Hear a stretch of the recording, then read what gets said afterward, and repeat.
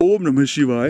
ओम नमः शिवाय। आप सभी का ओम काला यूट्यूब चैनल में एक बार फिर से बहुत स्वागत है और आपका बहुत आभार है। अक्सर मुझे ये कमेंट्स मिलते रहते हैं कि मरने के बाद हमारी आत्मा जाती कहाँ है। हमें ये आज पता लग जाए तो बहुत ही अच्छा हो जाए। और न जाने किस तरह तरह के कमेंट्स मरने से जुड़े हुए पूछते हैं कि मरने के बाद आत्मा कहाँ जाती है, आपको कैसे पता है, या आप बताएं कहाँ जाती है।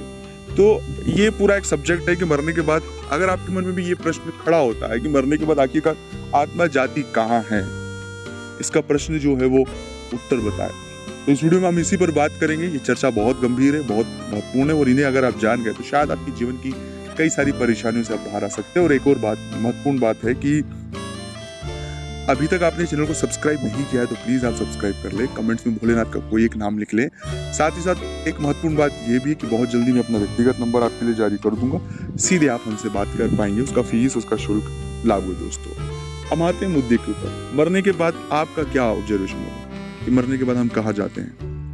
बहुत से लोगों का अलग अलग ऑब्जर्वेशन होता है, बहुत से लोग अलग अलग बात कहते हैं। लेकिन जो मेरा निजी मानना है या एक निजी तौर पर जो चीजें मैं खुद फील करता हूँ, मैं वो बात बता रहा हूँ आपको कि हमारी एक उम्र, जैसे हम अगर पुराणों में पढ़े या हमारे धर्म ग्रंथों में पढ़े तो मनुष्य की जो औसत आयु 100 वर्ष है। तो इंसान इस धरती में अगर वो कम उम्र में भी मरता है तो उसे 100 साल तक तो इस धरती पर बिताकर जाना पड़ता है, प्रेत आत्मा में, भूत की आत्मा में, या एक सूक्ष्म, हम उसे भूत और प्रेत का नाम नहीं देना चाहिए, उसे सूक्ष्म आत्मा कह दे सकते हैं। उसी के एग्जाम्पल ये होता है कि कई बार बहुत से परिजनों को या बहुत से लोगों को अपने पूर्वजों का आभास होता है।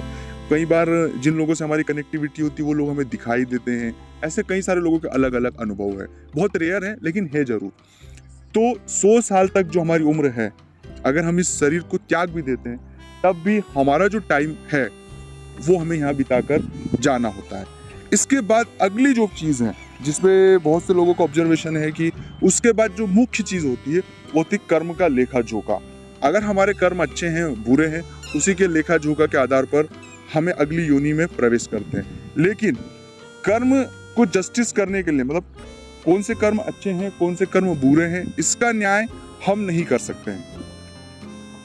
जो प्राकृतिक न्याय है वो प्रकृति कर सकती है। उदाहरण के लिए, अगर आपने किसी का दिल दुखाया है, किसी व्यक्ति का हक खाया है, किसी पेड़ को काटा है, किसी वृक्ष को काटा है, किसी जीव या जंतु को सताया है, तो ये सब चीजें मिलकर हमें राक्षस योनि की ओर धकेलती है। एक मानवीय स्वभाव है ये। और ये सभी चीजें हमारे गरुड़ पुराण में भी वर्णित है, हमारे धर्म ग्रंथों में वर्णित है। तो ये एक महत्वपूर्ण चीज है।